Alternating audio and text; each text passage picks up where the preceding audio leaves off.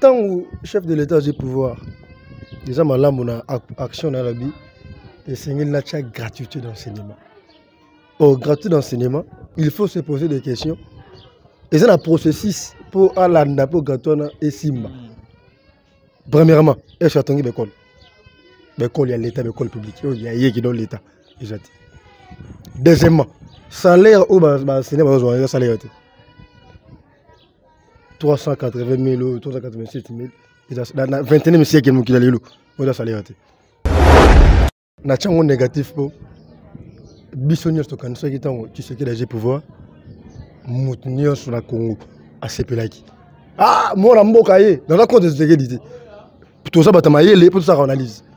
Tout le monde savait que non, il peut choisir pouvoir. Parce que l'élite a 37 ans. Tout va changer. Mais dans les même chaque jour, les gens meurent à l'Est.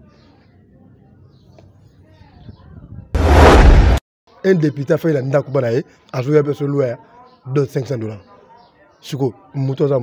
Après 500 $. C'est lui qui ne travaille pas.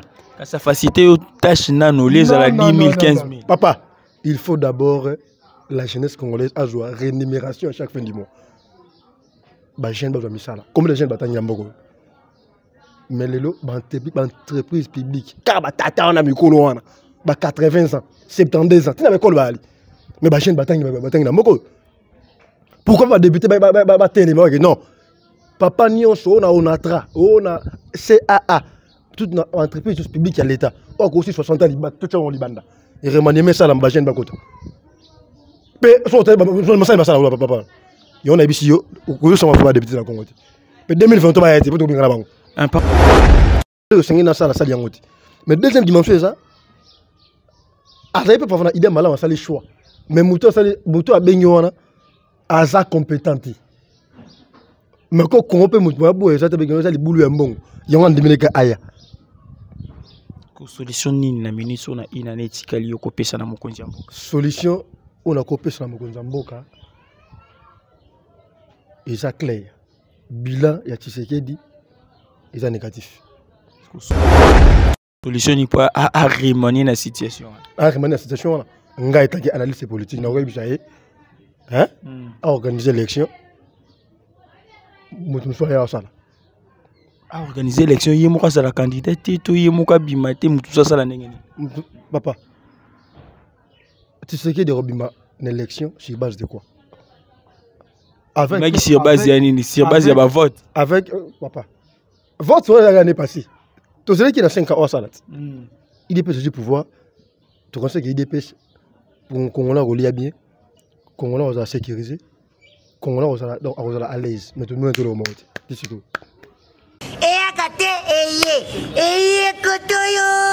Arrête. Arrête. Cause ça pète. Tous les cas, ça peut être comme on a dit TV. Chaîne Malunga, Bagak, Série TV, Série Gak, Cinéma, Ok Glace, Naba Ogle Mavix. Ce que Kotia, Oromona Biso, Maman Nangaï, Yesoye. Ngonga DM, Megobeta Mukolonini, DMTV, chaîne mère, chaîne. Tout s'abonner massivement, jamais déçu.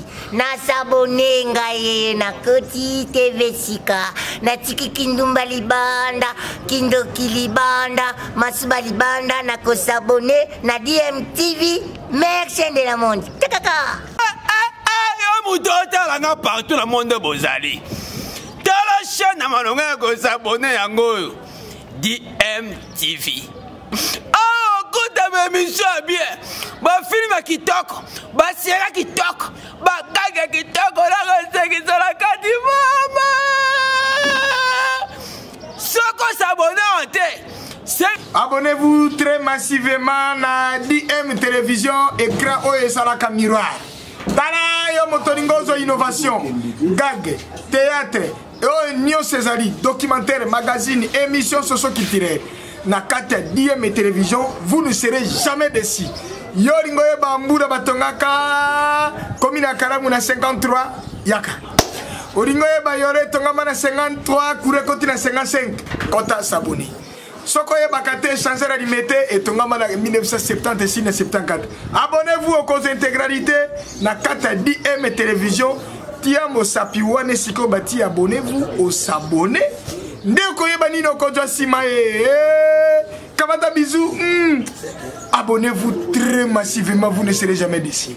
DM Télévision, DM Télévision, abonnez-vous massivement. Chaîne y a bien, et y a des gag y a bien, et y a des films y a bien, et y a des loubou y a bien, des émissions y a bien. Tous s'abonner massivement à des chaînes hôtel à Nabana, venez vous vendre moi zappé zaté. Tous s'abonner massivement.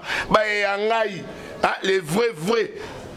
Ya ngou et na mpepé nango to koto to s'abonner to partager ma vidéo avec dit moto nyonso comme abonné na biso et loko nyonso bando kota et comme yo et puis au aimer au commenter au partager aïe chaîne qui. Merci d'être nombreux de suivre cette émission Buzz avec DM, une émission qui parle de l'actualité politique, musicale, socio-économique de la République démocratique du Congo ainsi que du monde entier. Nous sommes bel et bien en République démocratique du Congo. Nous allons plutôt parler de la politique de la République démocratique du Congo qui est au centre de l'actualité. Aujourd'hui, Dan Mosengo a un invité tellement spécial. Le monsieur est tellement spécial. Vous saurez qui est mon invité d'aujourd'hui. Mais avant de commencer l'émission, je vous demande de faire un tout petit jet avec nous ensemble et de vous abonner massivement si vous n'êtes pas encore abonné sur notre chaîne de MTV officielle pour être très bien informé. Il y a qu'une seule émission Buzz avec DM, une seule chaîne de MTV officielle que je vous demande de vous abonner vraiment massivement pour être très bien informé. Aujourd'hui, nous allons parler, déjà je l'ai dit au tout début de l'émission, nous allons parler de la politique de la République démocratique du Congo. Ensemble, nous allons découvrir qui est notre invité d'aujourd'hui. Nous allons parler avec lui, décortiquer l'analyse politique de la République démocratique du Congo. Je vous demande bel et bien de commenter cette émission, de partager, de liker et aussi de vous abonner si vous n'êtes pas encore abonné sur DM TV officiel. Mais je tiens à remercier les techniciens d'aujourd'hui, Sixon qui est derrière la caméra, l'agence Libota Centrale qui travaille toujours en collaboration avec Dan Mosengo. Je le dis souvent, on ne change jamais l'équipe qui gagne. L'équipe qui gagne, c'est Dan Mosengo à la présentation. Un Sixon qui est derrière la caméra, merci beaucoup à toi par rapport à ton savoir-faire et ainsi par rapport à ta disponibilité. Commençons l'émission proprement dite. Merci à vous tous. Continuons cette émission. Eh bien voilà, déjà vous avez vu le plan d'ensemble avec mon invité. Je vais commencer commencer par les saluer. Bonjour. Bonjour papa journaliste. Bonne santé. Qui m'y a l'angola ensemble? Bato bazuli baku ya kolanda biso mbala liboso na kati ya 2 même officiel au se présenter aux alinani. Bana mboka bazolanda ingénieur Jérémy Ntoya, analyste politique na mboka na biso. Analyste politique, nous allons parler bel et bien de la République démocratique du Congo. Déjà, la première question pour Tobita, tout quand on a bien émission Nabiso, année passée, 2021, faisons un peu le bilan politique et en Borana Nabiso, merci beaucoup. Bilan ya Barthé politique au Congo est zéro sur tous les plans. Sur santé, sécurité, discipline, enseignement, donc. Nous sommes à Bémakasi. Leur opinion sur Zamabé, mais année passée, tout le monde qui côté éducation, gratuité, comment fait-il le bac sur Zalima? Merci beaucoup. Au moment tant où chef de l'État a pouvoir, déjà là on a action dans la vie et c'est une gratuité d'enseignement. Or gratuité d'enseignement, il faut se poser des questions. Et c'est un processus pour aller pour gratuité et Simba. Premièrement, est-ce que tu as l'école? L'école, il y a l'État, l'école publique. Il y a qui donne l'État. Deuxièmement, salaire au salaire salaire 380 000, 387 000. Dans le 21e siècle, il y a le salaire. Alors, de trois, bana monsieur balotanga na mabele, kenel ma confession religieuse. Aucun kimbangiste, aucun armée d'Italie, aucun catholique. Au moins, l'école, bana primaire. Or, dans le jamais l'éducation moi na autant de conditions anormales.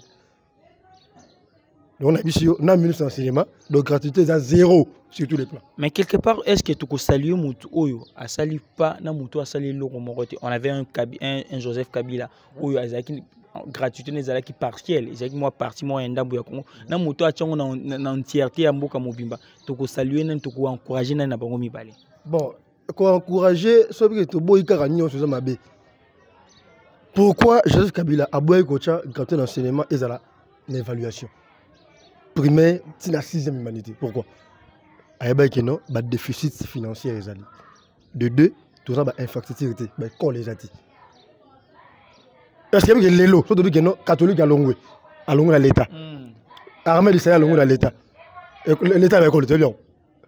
L'État commence avec le bâtiment à l'État de la route. Mais tout ça, 60 ans, 62e année à la joie. L'État c'est qui politique, il y a un nationalisme, comment dirais-je, quand les alliés privés à commission à l'État. On peut ça et puis ça une notoriété. École privée. C'est qui politique, on a battu il y a privé belé comme qui à l'État. Mon frère, la ABCO, jeunesse, tant que malade, éducation. Tant que malade, bon, ici.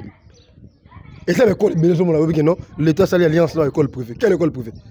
L'école privée, qui est là? Désordre, discipline, les élèves viennent quand ils viennent. Moi, on s'en a 3 mois en classe. Mais la soupe de l'école privée, on a pas passé classe. On a vu non, papa, Babylone, l'école privée, au Kangaï. Tout le monde mais en 2021, tout le monde qui peut être des sièges au Balobi bilan positif, petit à petit guerre na Est et en Bokéza pour diminuer malem. Comment ils ont bilan négatif en 2021? Na chango négatif pour bisonnier to kan qui tango tu sais que les pouvoir moutenir sur la Congo à CPLaki. Ah, moi mboka yé dans la compte de sécurité. Tout ça batamaye les pour ça on analyse. Tout le monde savait que non, IDP choisit pouvoir parce que l'élite a 37 ans. Tout va changer. Mais na IBCO, même chaque jour, les gens meurent à l'Est. Ah, papa. Non, tu as fait des personnes qui ont fait les maître. Ils ont maître, mais ils ont une évolution. Na IBCO, même état de siège et Simbitipo, maître continue gratis. On va pas rester dans 2021 parce que déjà il a tout ça le bilan en grosso modo 2022 côté le président de la République on parle d'abord dans IDPS. Ce qui se passe dans le IDPS entre Jean-Marc Kaboundi et Félix Tshisekedi. Est-ce que des missions Jean-Marc Kaboundi ils ont un chantage, il y a pas mal de décision ou personnellement il fallait démissionner dans l'acte poser qui par rapport à la personnalité. Merci. Au moins quand la madame de l'IDPS et perdre efficacité na yango.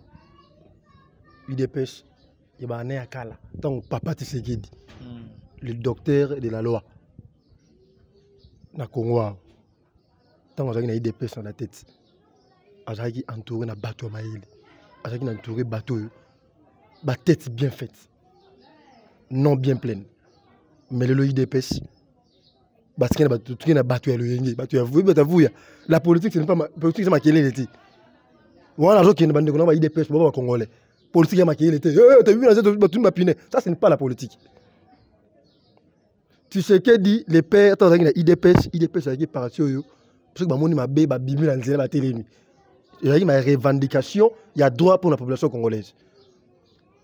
Mais les lots, tant que Jean-Marc Kaboundi a démissionné. Faut ça chanter en Stonine. D'ailleurs, na plan la poste pour l'anga. Et tant que Congolais te souffre la mbogo. Avant la poste de le député n'a pas voté qui? C'est un bon député là. Vous avez un Assemblée nationale. Ah my God. Papa, je ne sais pas si monsieur ça la passe. Moi, je sais que vous avez passé. Assemblée nationale, nga. Tout ça va député. Pour Nanino Lopi, bon, c'est expliquer mon moqué battu Bazolanda, puis on va comprendre biso pour Nanino Lopi. Ce qui tout ça va député, bazawana. Pour nous voter la loi pour la population. Mais si na mon député mon côté a voté loi pour le changement beaucoup dans la monnaie. Alors pourquoi parler des députés? Tant que député ça ça c'est que ça député bazawana soit disait député bazawana bazo bango na bango ba mituka ba s'enrichir ba famille na bango. Il y a un député. Mais or un vrai député on a souci à Mboka. Il est là pour la population de Tinibango. Là, il faut être conscient. Député, la population de Tinibango pour voter, mais il faut pour Mboka. Pas de ça. Courant passe, il y a Congo. tu as un député ni dans mon coin, non, até, bande de gens pas fallu qu'il y ait ça, pour tout beau, des stages, Kuluna, tu fais un sabidjan boka. Basa Abidjan ke mata ki tout monde peut député ba tout monde peut député ba voter ki loi elle ba la 500 francs ne peut salir pour l'intérêt mboka. Oui, tu as un député, vraiment qui est député un député a fait la ndako banaye a joué un peu sur loi de $500. Suko moto za musalati après $500. C'est lui qui ne travaille pas. Ça facilite aux tâches nano les à la 10 000 15 000. Papa, il faut d'abord la jeunesse congolaise a joué rémunération à chaque fin du mois.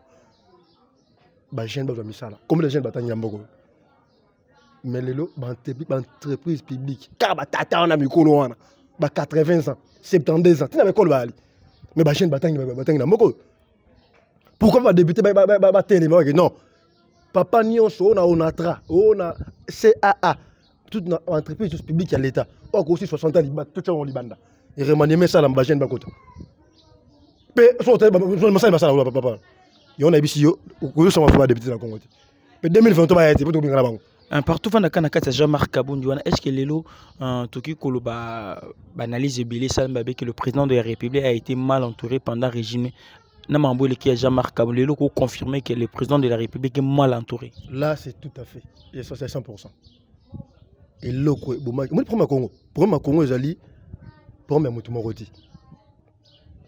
Non, il y a les institutions qui sont là. Mais il y en a déjà le barrage, il n'y a pas de mauvais chef, il n'y a pas de mauvais troupes, il y a que de mauvais chefs. Total, on a place. Là, tout à fait. Mais que ce peut pas terminer dans la bataille, c'est ma premier Congo Zali, le premier, nous sommes pas ce qui dit Azaki mal entouré, c'est vrai. Ah, ben, on t'a diaspora. Est-ce que tu as diaspora en Congo? Chaque bateau, basé associé à Mboka, bateau va souffrir dans le Congo. Bateau basé dans la vision. Il y a une union sacrée, il y a une union sacrée, et aussi me battre pourquoi? Pour Bacho à Sali Sali, c'est que le problème, les alliés entourage, c'est que les problèmes, il y a Bacho et à Salaki. Les là, souffrir pour mon Bacho. Mais c'est clair. Les gens qui n'ont pas même les atouts politiques. Mouta fait une porte qu'on a mis champagne, à mettre politique. Tu sais que l'agir pouvoir, avec Baye, il est né en peu ça. Il faut que tu aies un an ici qu'on a place. Il y a un moto à y kozinga, il y a un moto à poni, il y a un moto à poni on dozinga. Bon, on a deux dimensions. Dimension de c'est ça. Faut que tu la yemo passer à celle de choix mabé. Na bato baye pe avec non ne pas passer le choix bo. Na musa pour ça le sengi na ça la salle yangoti. Mais deuxième dimension c'est ça. Azaye peut pas faire idée malin à ça les choix. Mais moto a benyo wana aza compétenti. Mais quand on peut montrer ça les boulot un bon il y a un déménage aya solution ni na ministre na inanetika liyo kopesa na mokonzi mboka solution on a kopesa na mokonzi mboka et ça clair bilan ya Tshisekedi est négatif solution ni pas à remanier la situation nga etaki analyse politique na ko bisaye hein à organiser l'élection. À organiser l'élection, il y a la candidat, il y a bimate, tout ça la nengeni. Papa, tu sais que de robima une élection sur base de quoi? Avec sur base de vote. Avec papa. Vote sur l'année passée. Tu sais qu'il y a 5 ans à salat. Il dépêche du pouvoir. Tu conseilles qu'il dépêche pour qu'on la relie bien, qu'on la sécuriser. Congolais on à l'aise mais tout le monde est au monde tu sais que dans qu'on a biso à la congolais mais politique na mandat na au sali et l'autre côté clair. Est-ce que le problème pays ali il y a échec qui vit dès le départ azalaki na majorité politique est-ce qu'ils en a 3 ans mois 2 ans mois les gars qui déjà bana ko tata banana bande qu'on a biso FCCP mais il y a sécurité ils s'appelle ko compter na kati il y a bilan na yi de tout ça na 2 ans oyo asa yone na doba coalition ça na FCC. Ils ont pu des départ de Mabé. Pourquoi?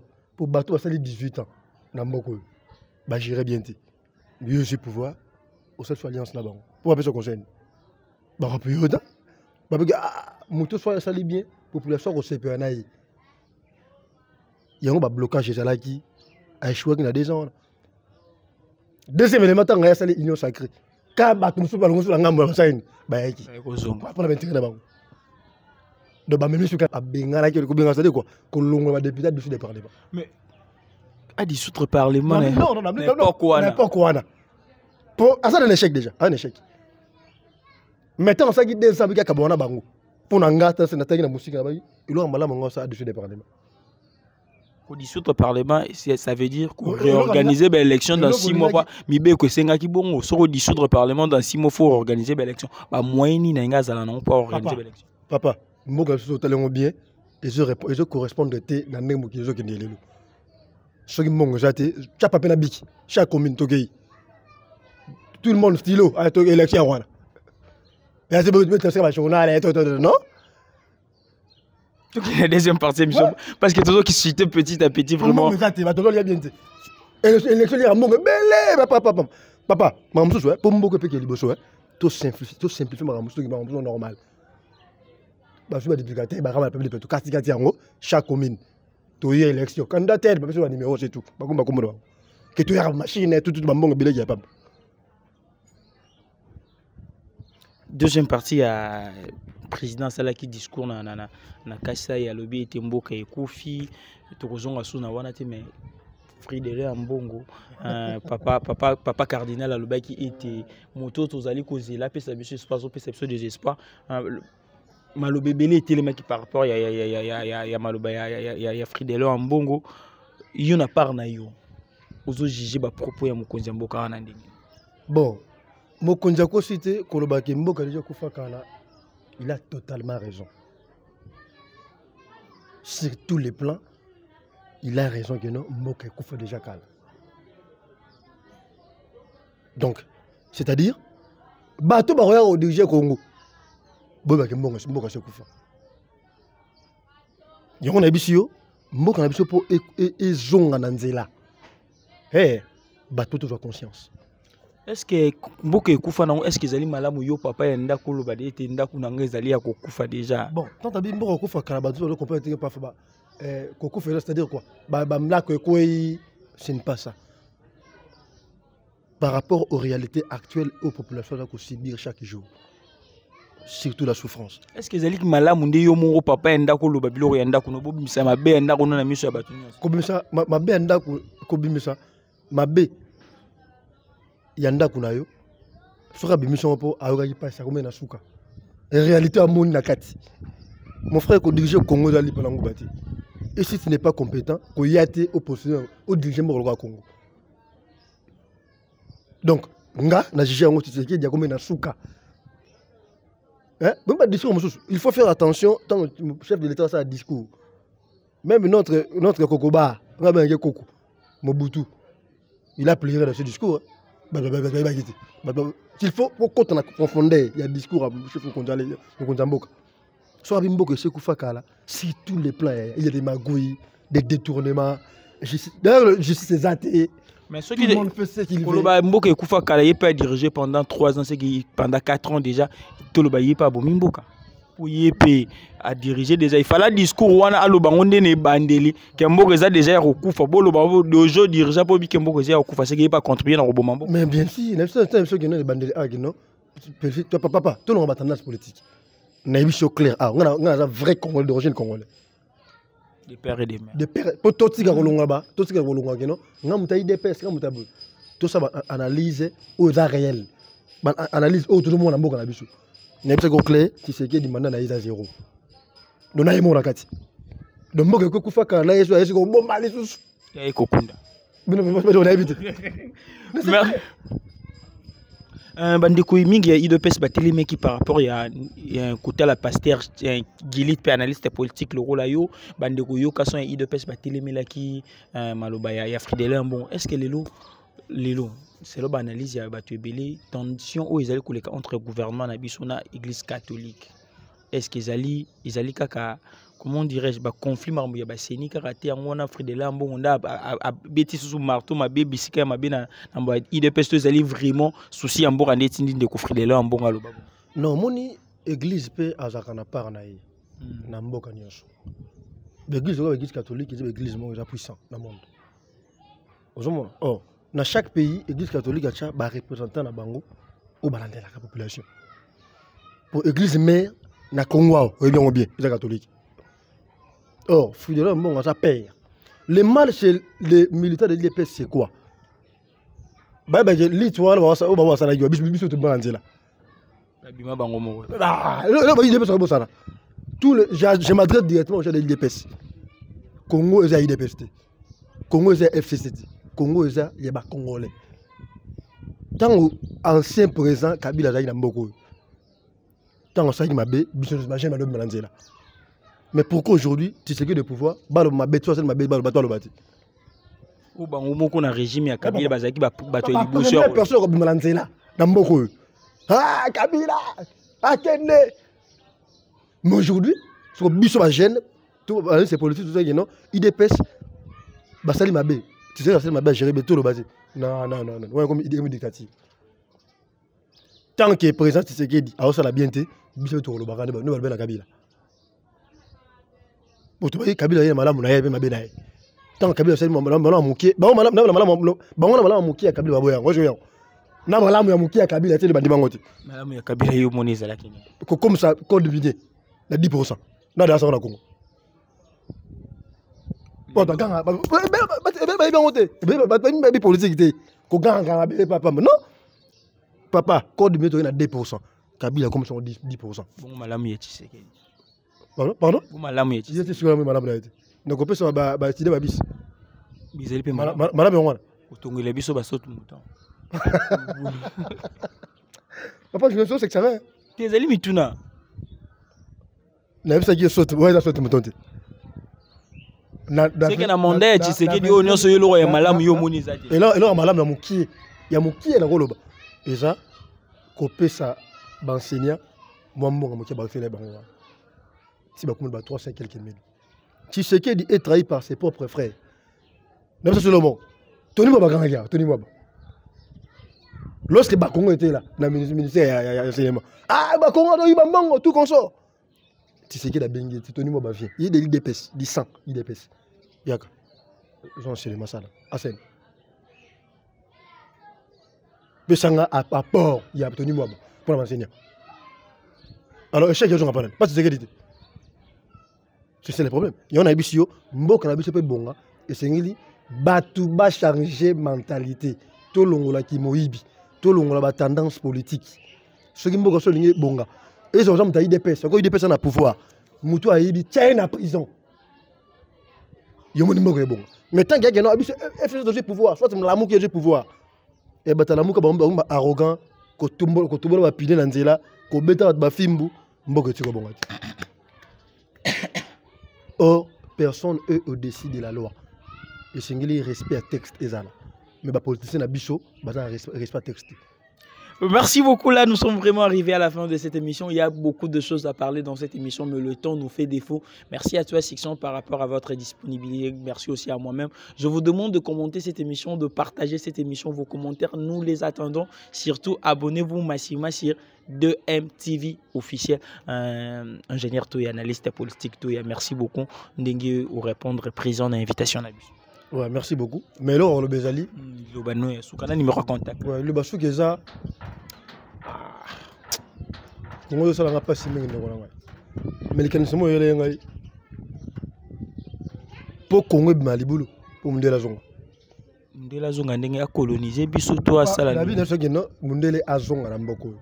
Azonga lo lengi kani. Ko zonga lengi kani. Tout ça la sous réconciliation. Ayo coloniser biso. Non. Ndenge Afrique de ça. Il va fouiller, non? Bah, mais les ça là. N'a pas ce moment.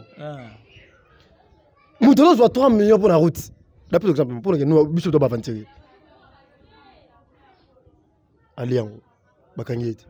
Monsieur j'ai mondé ba 3 millions alors ça ba route pas tout banzer là.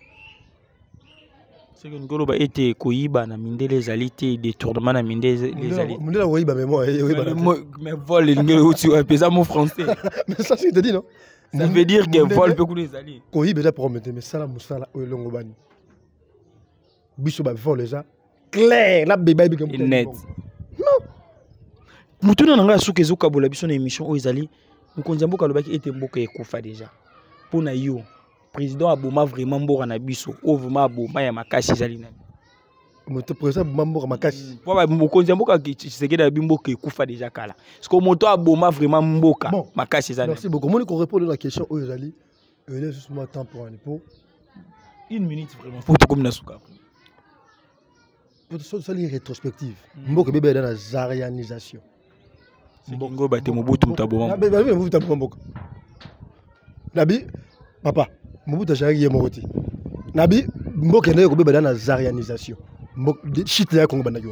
Merci beaucoup. Là, nous sommes vraiment arrivés à la fin. On va continuer de recevoir l'ingénieur Toya dans cette émission 2M avec Buzz avec DM pour vraiment parler de beaucoup de choses. Le temps nous fait vraiment défaut. Nous sommes arrivés à la fin de cette émission. Je vous demande de vous abonner pour pouvoir voir d'autres émissions avec Dan Mosengo. Nous sommes arrivés à la fin à une prochaine émission, une seule émission Buzz avec DM, un seul présentateur Dan Mosengo, une seule chaîne. DM TV officiel que je vous demande de vous abonner vraiment massivement à une prochaine émission. Ciao.